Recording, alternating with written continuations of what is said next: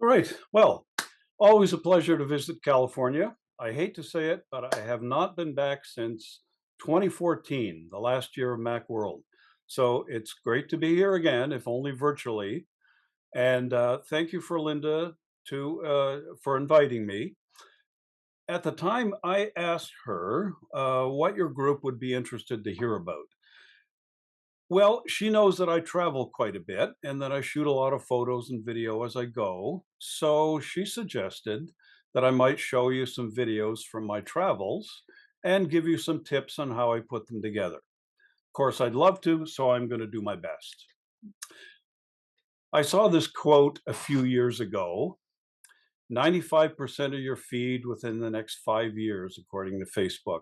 Now, I don't know how to quantify that, but there certainly is a lot more video than there used to be. And I'm sure that smartphones have a lot to do with that growth. It used to be that you needed a separate camera and maybe some expensive equipment to make a movie. These days, as you know, the iPhone is all the camera you really need, and it's always there in your pocket or your purse. And it doesn't have to be a 15 Pro Max. Your old 6S will still take 1080p video. So making good video isn't about special equipment, but rather more about being creative and being able to tell a good story well. Another quote: around the same time, people are watching 1 billion hours of video every day on YouTube. Sounds like a lot. And I'm sure a lot of that is music and how-to videos and stuff like that. But these days, it's a lot more than just YouTube. It's pretty easy now to shoot a few seconds of your pet or your kids or a silly stunt and post it on Facebook or TikTok or Instagram. So while people may be shooting and posting more video, you will notice that a lot of it is just single shots or one-offs. In other words, press the button, record for 30 seconds, and that's it. And you'll find lots of vertically shot video that's meant to view on your phone. Well, that might not be my style, but at least it gets people in the habit of using their camera and more comfortable with video. Tonight, though, I'm going to go old school and talk about shooting video as a storyteller. And I'll offer some ideas on how all of us can shoot with a purpose and package our shots together into a minute or two of really engaging video. And I'm going to focus on travel videos. When I travel, I don't really bring back souvenirs. The souvenirs I do bring back are my memories of the people and places that I visit. I take a lot of photos, but I find that video is an especially powerful way to relive my experiences. One of the things that I really like about travel videos, they don't have to be perfect. There's no pressure. It isn't Hollywood. You can't plan every shot. You don't have a detailed script and lots of time to get everything just right.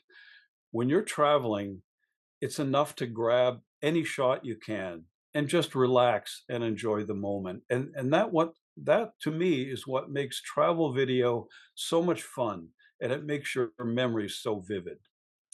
So what should you look out for when you shoot video on your travels? Well, simple shots are a good start. I know your iPhone gives you so many options: action mode, cinematic mode, full focus, slow mo, time lapse, all good stuff. But you don't always have the time to pull it off. So I suggest don't overthink things and just take the simple shots. Secondly, shoot lots, and I mean lots. Remember, if you come back from a trip and you don't like how your clips turned out, just don't use them or throw them away. If you've got a lot of them, something is going to be good. But if you come back with too few shots, your editing is going to be so much harder. And finally, so important is variety. It's the spice of life and certainly is the spice of editing. And that's the main idea that I want to get across, variety. So how do we get variety into our shots? Let me give you a simple mnemonic of mine that may help. FADE, F-A-D-E. So that stands for focus, angle, distance, and environment. FADE. It's easy to remember. Just think of the directions fade in and fade out when you deal with audio, or as they say in the movies, fade to black. So let's look at each one of those elements. First F is for focus. Now, by focus, I don't mean whether your shots are in focus or out of focus. Instead, I mean, what part of a scene would you like your audience to focus on?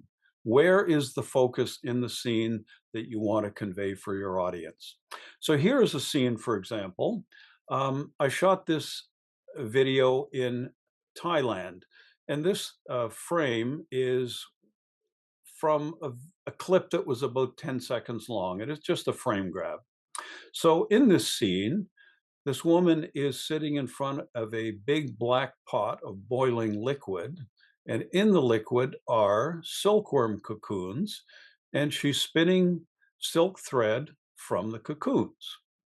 So if I'm trying to focus on this particular scene and narrow down what I would like my audience to uh, consider, here's what I can look at. Each of these still frames, again, represents a video clip of about 8 to 10 seconds. So I can look at her face. I can focus my attention and the audience's attention on her face, or the silk thread as it's coming out, or a close-up of the cocoons in the boiling liquid, or a little broader shot of the pot of boiling liquid. So any one of those things can be the focus of my shot. Next is the angle. This also is a scene from the same day in Thailand, and we are on a raft being pulled across a river using this wheel and a heavy cable. So shooting this scene, I can take different angles. I can shoot it from above or below, from the left, from the right, from the perspective of the drivers of the raft. Different angles create a different perspective for your audiences. Okay. Distance. This is not in Thailand. This is in Sedona, Arizona, and it's an artist painting a picture of the red rocks. So from this scene, I shot this with a video camera at the time, and I used the zoom function. So very simply, the first shot, number one, is kind of the establishing shot. Number two is closer. Number three, you're really getting a view of the rocks. Number four, closer still, over the shoulder. Number five, focus on the artist's hand. And number six, right, zooming in on the palette. So with video camera, it was pretty easy because you could use the zoom function. These days, with an iPhone 15, you have a standard lens, a super wide, a 2x zoom, as well as a 5x zoom. And in a case like this, you also have your feet, so you can move in closer. It's not always possible in all circumstances to get as close as you want to some of the scenes, but there's a way around it. If you shoot your video in 4K, you can always crop it and recompose it and export it as 1080p, and you'll get a much tighter shot, which is tantamount to changing your distance. Here's what I mean. 4K video, 3840 by 2160. Full high def video, 1920 by 1080. So basically 4K is 4 times the resolution. So if you crop it and you export to 1080p, you don't lose a lot, and you end up with a shot that's essentially at a different distance.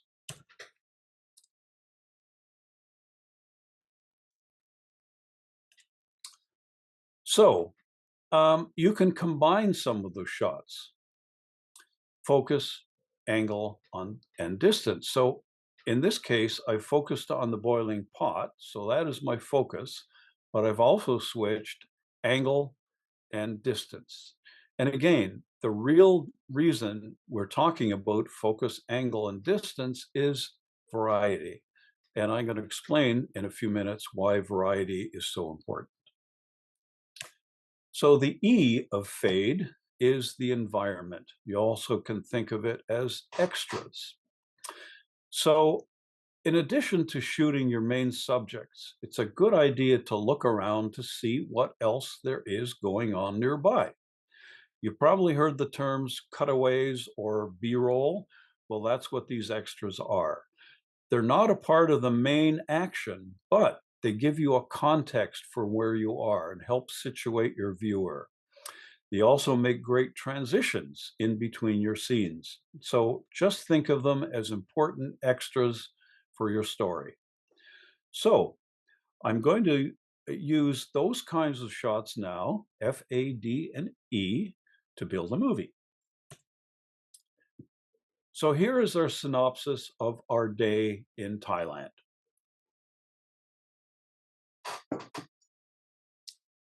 We took an ox cart ride. We went across the river on a raft, and we saw the artisans making silk thread.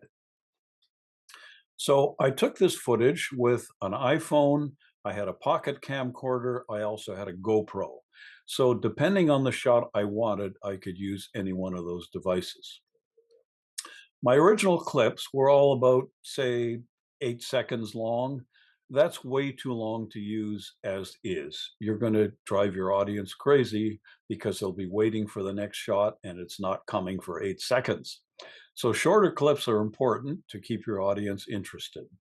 So when I edit, I try to trim my longer clips down to maybe 2, 3, or 4 seconds, depending on the style and the pace of my video.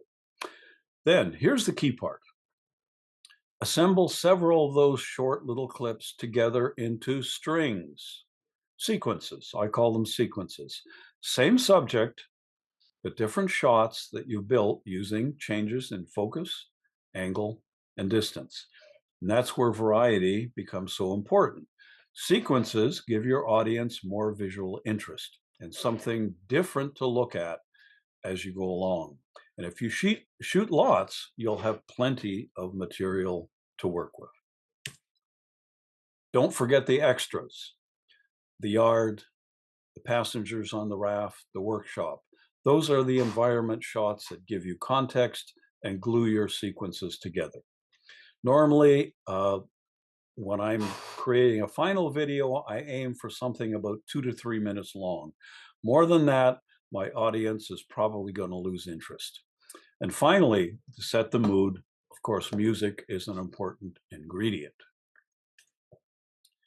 So I've made this little animation that breaks the editing process down into individual steps. So let's have a look.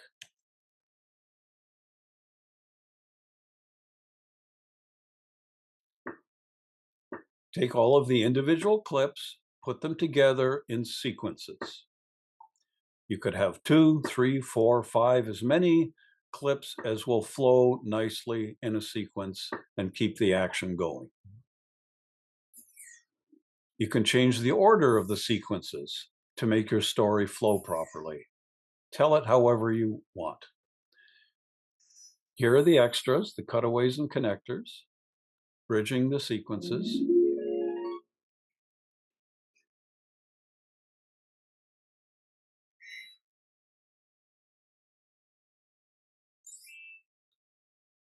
Title slide or title sequence, and choose your most interesting video for the credits. Export to QuickTime, and boom, you've got an interesting little video. So Let me show you the final edited video of that day in Thailand. And I chose this one because it illustrates a lot of the ideas I just talked about. So watch for the different types of shots, the sequences, and the transitions in between them. And my goal in a video like this is to try to recreate the experience I had and to make you, the viewer, feel like you're actually there with me.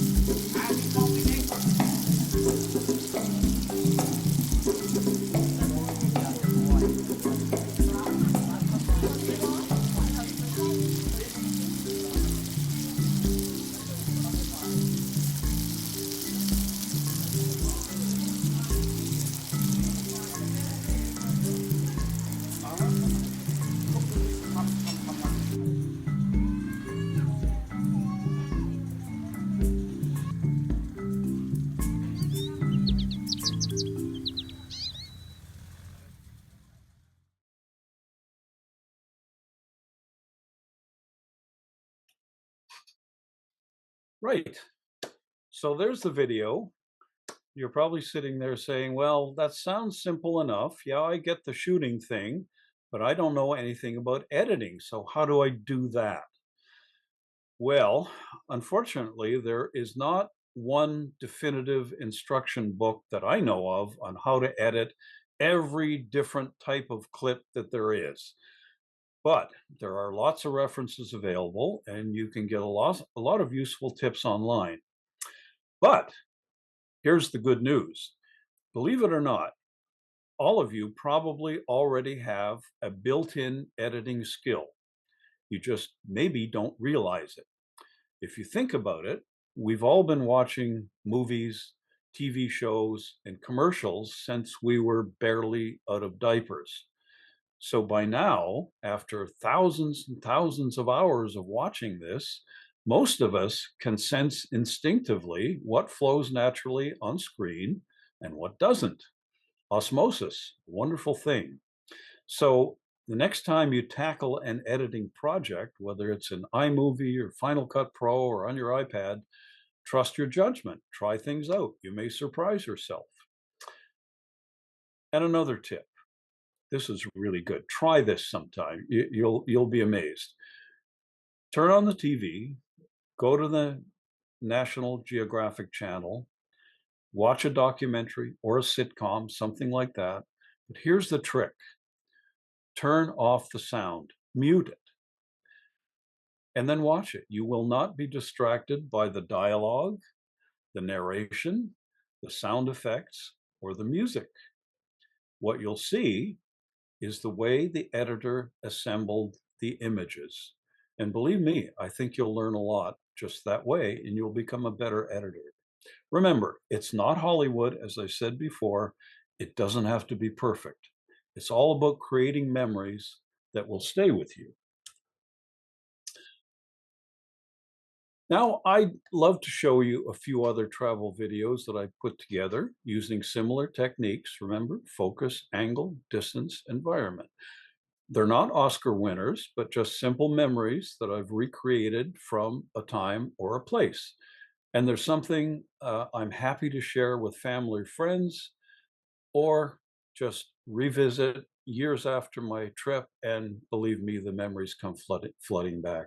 And I'm pretty sure any of you here this evening could do something very similar. So this first one is set in Cambridge in England. Look on the right-hand side and you'll see a green canopy, and underneath there is a bunch of musicians. It's a brass band, and they're playing classical marches and tunes. And in a way, to me at least, being there, it all seemed really Monty Python-esque. So here's a closer look at some of the elements that I could focus on and take video clips of. Now, bottom left, for example, you see a woodworker on a lathe. And to the right of that, there's a lady doing calligraphy. And there were a whole bunch of others. So shooting took, I'd say, about a half an hour or so. I just moved quickly through the grounds, and I took 3 or 4 shots, different angles and distances, of course, at every one of the displays. And altogether, I think I recorded about 30 clips. And I used those shots to build short sequences and recreate basically a 2-minute slice of our day at the fair. The music, finding the right music was tricky. If you think about it, every time you see a clip of the brass band, they could be playing something completely different every time, a different song. So I didn't just record the brass band continually. I came back to it every now and then and get different shots. So I couldn't just build sequences of the band that would sound right. The answer, of course, was adding my own music, royalty-free from YouTube, behind the brass band to provide a unifying thread. So see if you recognize it. Cross your fingers that you'll actually hear it. There we go.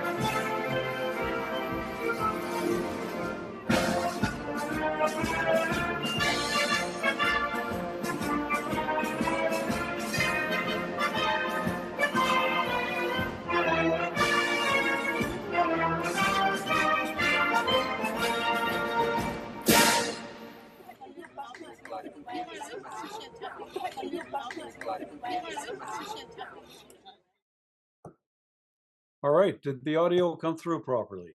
Perfect. Excellent. All right, let's try another one. Any guesses where this one takes place? Ah, yes, it's the Guinness Brewery. Now, it turns out that this is the #1 tourist spot in Dublin, so we couldn't resist. This is my wife, Wendy, with me. Now, inside the Guinness Brewery, there's a series of exhibits that show all of the various steps in the brewing process, including how they get those millions of bubbles in each bottle of beer.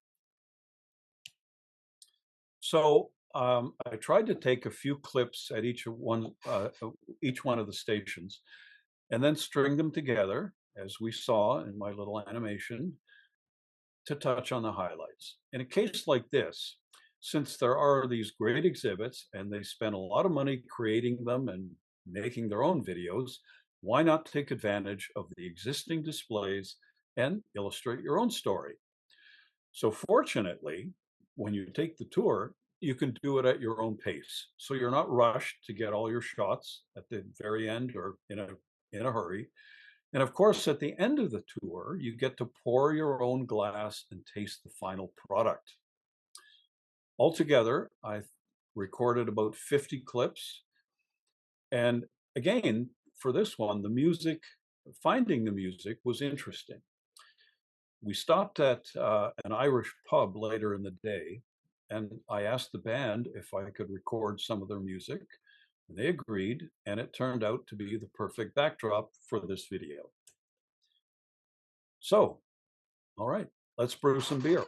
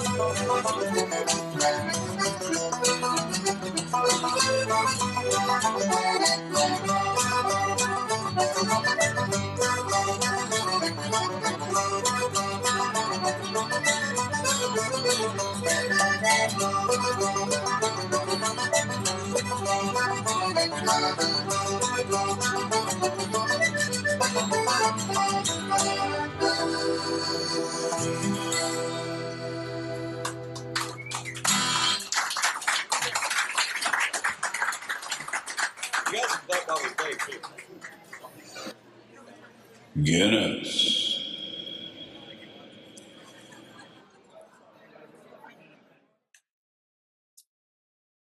Right. So the next video I'll show you takes place aboard a cruise ship. And on this trip, we're crossing from the Pacific Ocean to the Atlantic through the Panama Canal. The whole process takes about 10 hours. And that's good news because when you're shooting, you don't have to hurry again to get all of your shots at once. The ship goes through a series of locks, so you can change your shooting position and get different angles when you need to. You can go forward, you can go aft, you could switch from port side to starboard, and you can even move on to different decks to get a different perspective. And because most of the locks, they look pretty much the same, so you can edit your clips together smoothly. So my challenge here was to identify and record the various steps involved in moving our ship through the locks and to recreate the sense of passage through the canal. Here are some of the aspects. For example, there are locomotives called mules that pull the ship using heavy cables. There are times when you're actually down inside the locks. There are workers on deck and on the shore to manage the job. And of course, there are all the passengers aboard the ship who are really part of the adventure. Now, let's have a look at our 10-hour transit compressed down into a couple of minutes.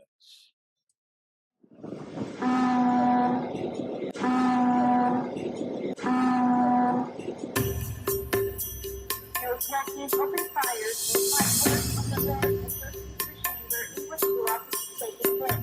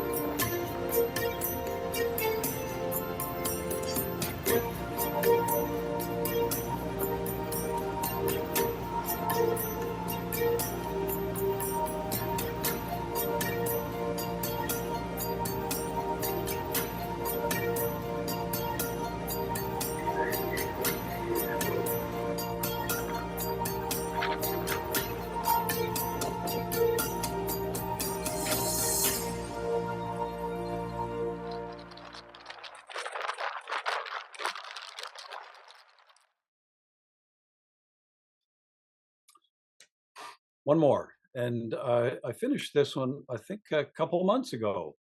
And we're on another cruise ship. This one's much bigger than the other one.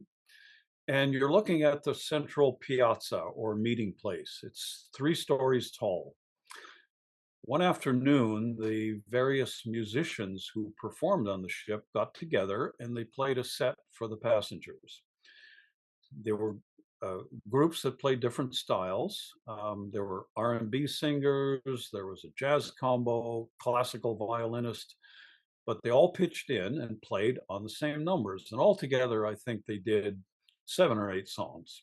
They played for about a half an hour or so, and that gave me enough time to move around and focus on different performers.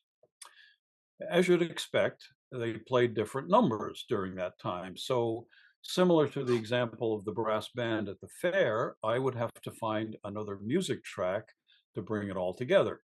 It had to be something jazzy with brass and a lively beat. Now, the musicians were the main subject of the video, of course, but in this case, the environment was equally important. That's what's going on around the musicians, and especially the people who really got into the performance, and they added so much life to the scenes. And in some ways, the people watching this really make this video. Another twist, you'll notice there's a lot of multicolored lighting going on.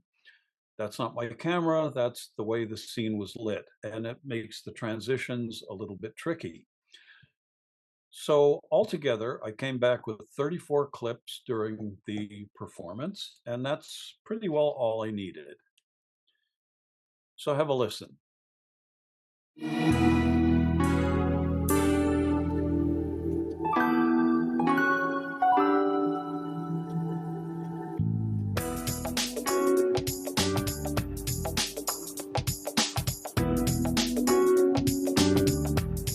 Love the people watching.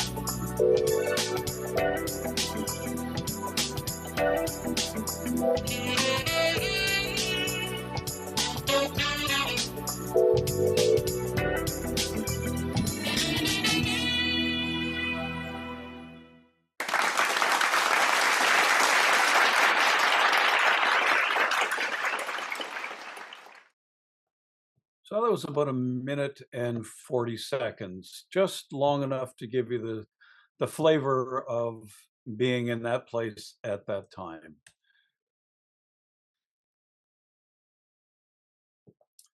And I'd love to show you one more. This is the Silicon Valley Mac user group. So I thought you might enjoy a short nostalgia trip back to the times we all spent at Macworld. Every year I used to put together a highlight reel of the people, the products, the sights, and the sounds on the show floor. Believe me, this was the perfect kind of event to shoot video. People love the attention, and your camera was welcome at every booth and anywhere in the Moscone Center. The video I'm going to show you is from 2011, and I shot the footage with an old Sony camcorder and, get this, an iPhone 4.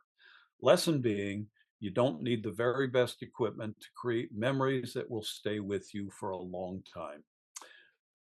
Now that year, Zoe Keating performed at Macworld. You may remember her. So I asked her permission to use one of her songs as a music track. And of course she agreed. So have a look and see if you spot someone you know.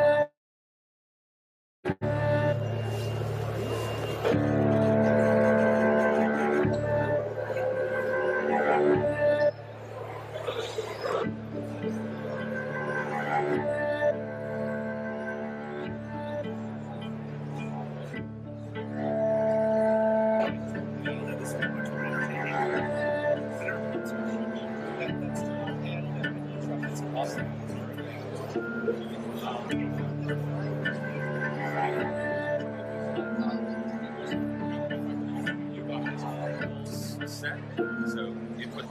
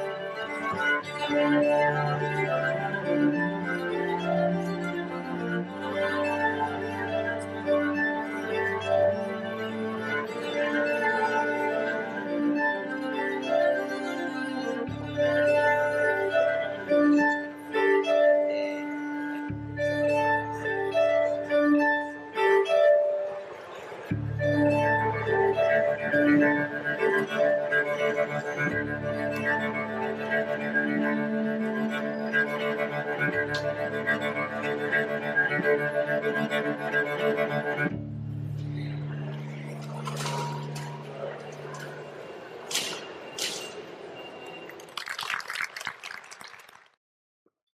to miss those days. I hope you had some fun with those, and maybe some of the videos I showed you will give you some ideas for your next shoot. And if you're up for some more Macworld nostalgia, including the Macworld All-Star Band performances at Cirque du Mac, they're all up on my YouTube channel.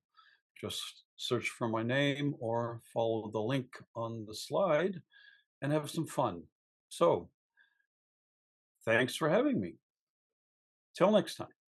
Wow, Wally, thank you so much. That was great. Sorry for the hiccup. Yeah, it's always hiccups, the way of things. Yeah. Do you want to answer any questions? People have questions? Specific? Oh, there's a lot in the chat. Let's take a look here. What have we got? They're all asleep. I put them to sleep. No, no, there's a whole lot of stuff in the chat. Let's see. A lot from the news thing. Oh, is that okay? 709, 727, Yeah, sound button. Okay. yeah. Used to have Oh. booth babes. Comment on the booth babes. Oh dear. Yes. Questions on video stuff, especially for maybe more style and composition on things. What's your regard or advice concerning still photos in your video productions? Oh, absolutely. I often use still photos. In fact, you can build an entire video with stills, and the secret sauce is the Ken Burns effect. Ah, right, of course. I think we all know what the Ken Burns effect is, but back you may remember a video series, a documentary series Ken Burns did called The Civil War. And I think it was I don't know, a 9-part series. When you think about it, how do you illustrate the Civil War? Because there was not a lot of video shot during that war, but there were a lot of stills. So he combined stills with interviews and pioneered the technique of moving the camera over the stills to create a sense of motion. And you can do the same thing now so much just as well as Ken Burns did. And the key is if you leave a slide on for too long and it's static, people, your audience will be waiting for something to change. They're used to seeing quick changes in things like commercials. So if you leave a slide on for 6 or 7 seconds, it's too long. 4 seconds is maybe the maximum, but if you add that Ken Burns effect, you can stretch that out. So you can do some really, really nice things with stills. I love them. You had a couple of shots where the subject, the static was rotating. There was one of a quilt that kind of slowly rotated, and another video, I don't remember what it was. There was another shot where I think it was into Guinness, where something was rotating. Is that an effect you added or something you did when you shot it? You can do it one of two ways. If you've got a really steady hand, you can rotate your iPhone or your camera very slowly and get that kind of effect. It works. The other thing you can do is there are plugins that you can add to Final Cut Pro, which do a lot of these kinds of magic tricks for you. So if you see one of your shots that you think would lend itself to that kind of motion, you can use one of these plugins and just do that very nice rotation on your own. In fact, there are plugins for Final Cut Pro that will give you Ken Burns effect and a whole lot of other stuff. You'll also notice in the Panama Canal video, there were little supers on screen with arrows explaining what was happening. Likewise, plugins for Final Cut Pro, so you can dress up your videos that way, and very effective. How many hours would you say some of those videos took you to edit? Say, for instance, maybe the Guinness one or the Canal one? How many hours did it take to edit? Yes. Is that the question? Um, first of all, one thing I must say, when I start editing, I lose track of time. I'm having so much fun. I'm enjoying it so much. An afternoon will go by and I don't know where it went. So I don't really keep close track of how, unless I'm doing it for profit. So if it's a job I'm doing, yeah, I keep track of how long it takes me. But when it's travel video for myself, I just love doing it. So if I had to quantify how long that took, uh, I don't know, maybe 4 hours, 3 hours. Honestly, don't know.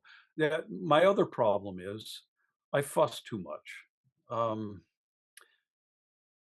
I'll do it and then I'll play the video. And of course, all I see are the mistakes or things that I don't like. So I'll go back and fix things or re-edit things or cut things a different way, try some different music out. Then I'll play it again. What do I see? I see all the things I don't like. So I'll do it all over again until I get it sort of to the point where it's okay. But I fuss too much and I shouldn't do it that much. But for most people, it shouldn't take you, I don't know, more than 2 or 3 hours to do. If you've shot if you shot the quantity of clips that I hope you do, and you have a lot of stuff to work with, that's the hardest part. If you're sitting at the editing desk and you haven't shot enough and you don't have enough clips, well, things don't flow very well. You can put them together, but the effect isn't very nice. There is no flow to it. And you wish you had shot more, and you wish you had a shot of this, and you wish you had a shot of that, but you don't. So then you think, what am I going to do? Well, maybe here's a case where you took some still photos. Well, try that. Put in a still photo, do some Ken Burns motion on it, bridge the gap, extend your video a little bit. Um, but if you've shot enough and you have all of those different kinds of shots, the variety you talked about, uh, focus, angle, distance, and environment, um, add in that variety, and editing is a breeze. If you don't have enough shots, editing can be very, very painful. In similar measure, I notice a lot of your videos, actually, I think that the entirety of them you showed tonight, are lacking dialogue. Right.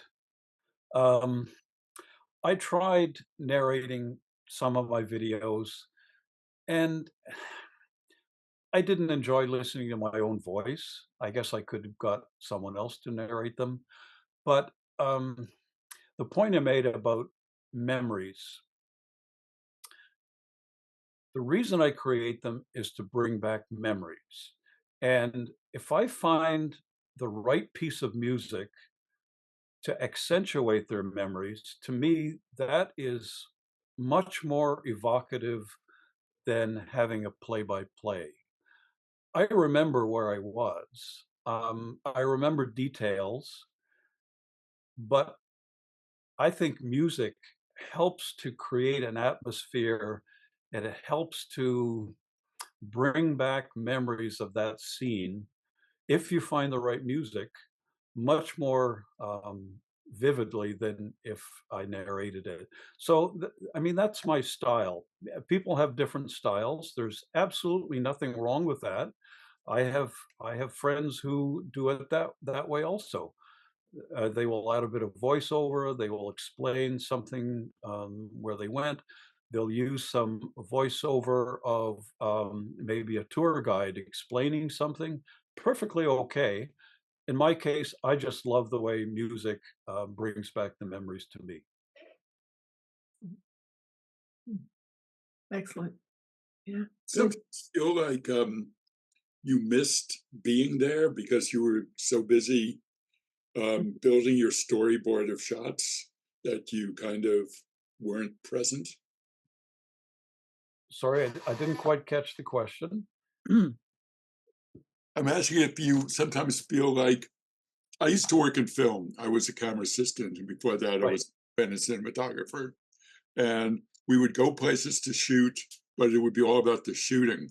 So I'm wondering how much you sometimes feel like you kind of missed being there because you were preoccupied with acquiring enough the shots to build your storyboard. Well, obviously, I've done it both ways. I worked originally in 16 millimeter film, and I remember all the steps in that from yeah, actually cutting film. That the way you did it. You sat at a Steenbeck and you actually cut film and you tape pieces together, and there was a cutting room floor and a bin and all those good things. Um, but the point I made before about travel video, I shoot travel video for fun. To me, it's personal and it's just absolute fun to me. And the nice thing is you are freed of all of those constraints. I don't have a shooting script. I don't have a shot list. I don't have to worry about things. And in fact, the fact that you can shoot it on the fly, when you find the right shots and you put them together in your own mind the right way, that is so satisfying that you were able to create something on the spot, almost ad-libbing it, and take all the shots you needed in a short period of time and then put them together. I I love that. That gives me such a good feeling. Um, shooting the other way is perfectly legitimate, and I just love the freedom and the fun of shooting travel videos on the go. It's personal. There's a question in chat. How do you put the video clips together and into a sequence? How do you create the sequences? Yeah, I think that's Well, that's the point I was trying to make about there isn't a hard and fast rule. I wish I could give you the magic formula for how you put sequences of clips together. The, part of it is they have to be of a similar subject, and the different angles and the distances give you the variety, but there is no magic formula. It's a matter of doing it often enough until it seems natural. Put the clips together into a sequence and then play it back and see if it looks natural. If the edit points look like they're stumbling over one another or they're jarring or they're too abrupt, it's not working. So go back and either reorder the clips, put a different clip in there until there is a flow. You'll see it when you see clips go together smoothly. Your eyes will tell you there is a flow. And the point I made about watching a documentary and turning the sound off will give you a real good sense for how an editor can put together video clips and make them flow. All you got to do is watch and say, ah, look, he did a close up and then a medium shot. And then he did a different angle and then he put the animal in there and he did this and that. I mean, it's a process. You kind of get the hang of it. And the more you do, the easier it becomes. But the best advice I can give anybody is try. Don't worry about making mistakes. There are no mistakes. Have fun with it. Create the video. It's for you. It's for your friends and your family. And if you look at it and you say, oh, that's awful. It's a horrible video. Why can't I do better? Don't worry about it. The next time you do it, it will be better. And the time after that, it'll be better again. It's a learning process. So just don't expect an Oscar on your first time out. good. Very good. So Very you good. use Final Cut Pro, I assume. Is iMovie good enough for basic projects? Yeah. iMovie's great. iMovie's great. In fact, do all of you know about the trailers feature in iMovie? Is that a yes or a no?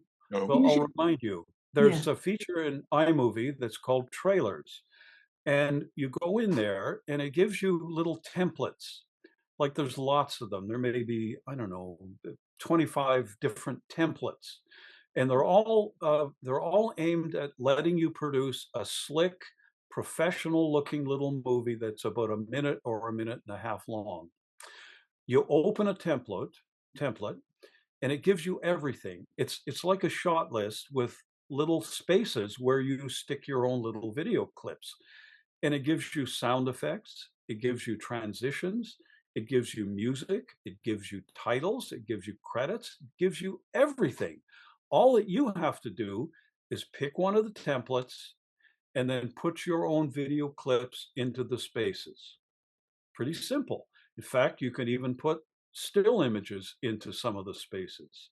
And you press the button, and iMovie will automatically create these wonderful little trailers, just like the trailers you see at the movies for upcoming shows. Okay? Give that a try. They are really magical. You'll love it. And you show one of those videos to your family or your friends, they will be amazed. They'll think you're a genius. Just don't tell them you got it out of iMovie.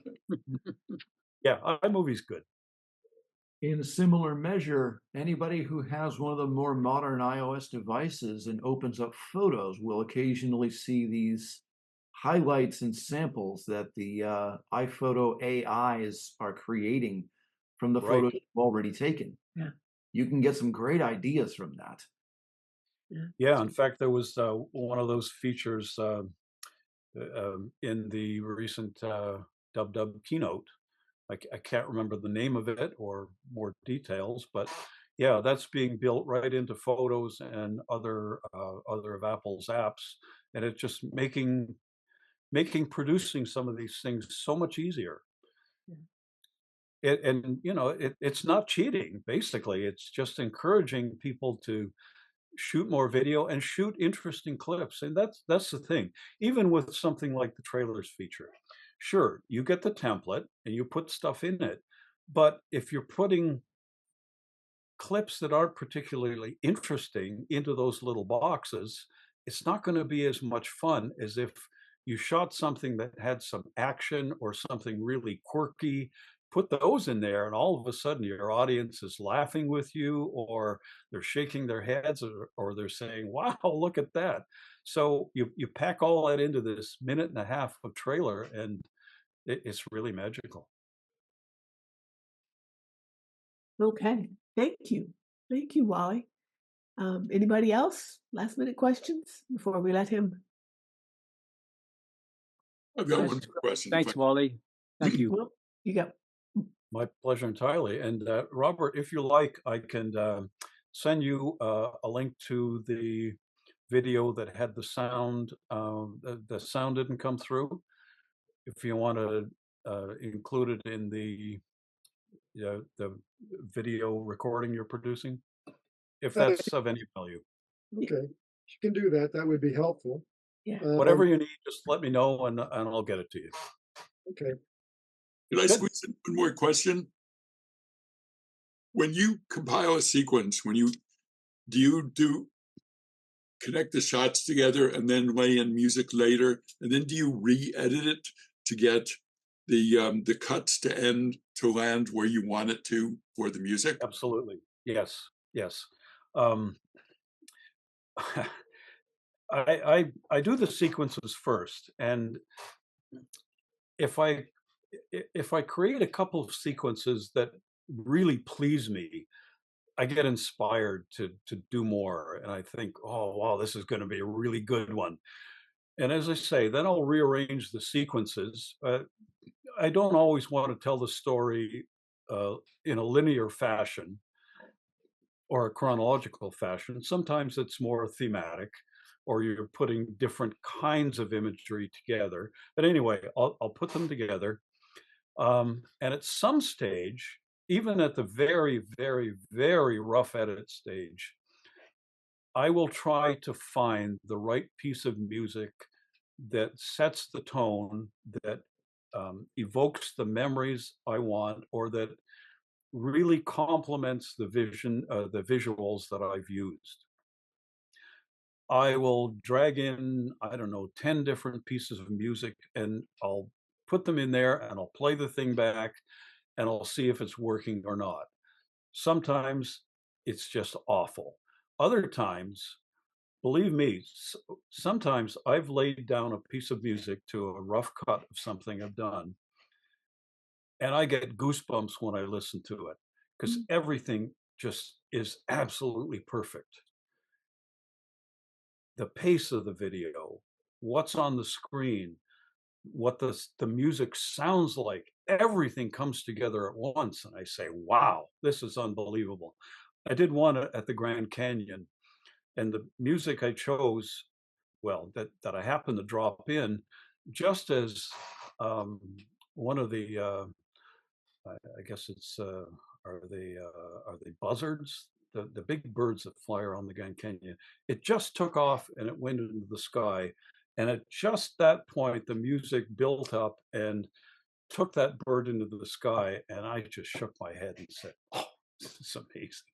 Anyway, once I pick the music I like, I can spend 2 hours trying to find the right piece of music for a rough cut video. And if it doesn't work, I won't like that video afterwards. I know that. I need to find music that really works because I'm going to be watching that video for months and years afterwards. And if I don't like that music, that video will not be satisfying to me. So I think it's worth whatever time I have to invest to find the right piece of music. And then your other point was, yes, once I've found the piece, then I'll continue my editing, but I'll keep that piece of music and then I will cut my video to that music. So the right length. In fact, sometimes I can even tweak or edit the music. I can lengthen it, shorten it, do all kinds of funny little subtle things. But anyway, I'll try to cut the video to the length of the music. Okay, I noticed that Bev has raised her hand, but let's be the last question because I know it's getting near midnight for you. So Sure. Bev, have a question? Yeah, hopefully this is quick. Do you have to ask permission to use the music? Do I ask permission?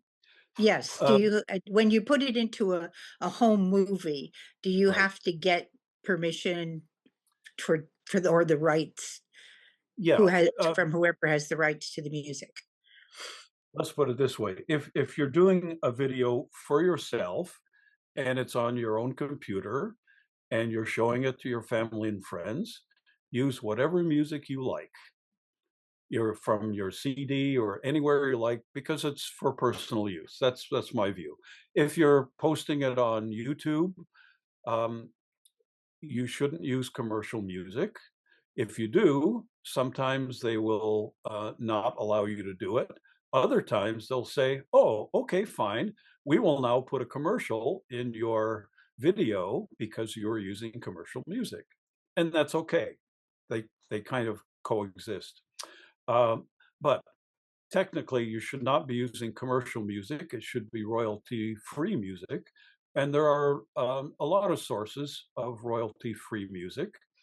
For example, I mentioned the trailer thing in iMovie. All of the music in there is free to use. It's royalty-free music. In a couple of those videos I showed you, I asked the artist permission. So there was Zoe Keating at Macworld, and I basically wrote to her and said I would love to use this in the Macworld video, and she performed at Macworld, so she was very amenable. Another time, there were some. I used a track from Aboriginal musicians that I heard on Circular Quay in Sydney, and I wrote to them and said, "Your music is perfect for a get this, a Macworld video I'm doing." And they said, "Sure, go ahead." So in other words, I got the permission, even though their music is copyrighted on a CD, etc., but they were happy to do it. So short answer is probably not a good idea to post commercial music on your videos elsewhere. If it's for yourself, I don't really see a big problem. Okay. Thank you. Thank you. Very good. Pleasure. Okay. So This is a good time to mention the fact that Wally is going to have a starring role at the MacStock conference in 3 weeks, where Wally is hosting the. Is this going to be an annual production now of the MacStock Film Festival? Well, it seems to have become annual, hasn't it? Yeah, the idea is, I got the idea a few years ago because, you know, those of us who presented at Macstock in the past, I mean, we're really fortunate we get to stand up on stage and uh, show stuff to people and chat with people, and it's a lot of fun. But I look into the audience that I did at Macstock, and there's so many creative people out there who don't have the chance to present. And I thought, hey, here's a great idea. How about if people submit their own videos and we'll screen them, and then we'll get them to say a little bit about how they produce something and what it means to them, where they were, how they did it. And it sort of grew. And so now it's kind of a participatory thing. And I think it belongs to the community. It's not really my film fest, it's a Macstock Film Fest, and it's something for the entire community. Whoever wants to submit something and screen it, it's just a lot of fun. And the nice thing is you get to know other people at Macstock a little bit better because you see what makes them tick, you see what interests them, and you can see some of the creative things they do. And that's very, very pleasant. Thanks very much for inviting me, and till next time.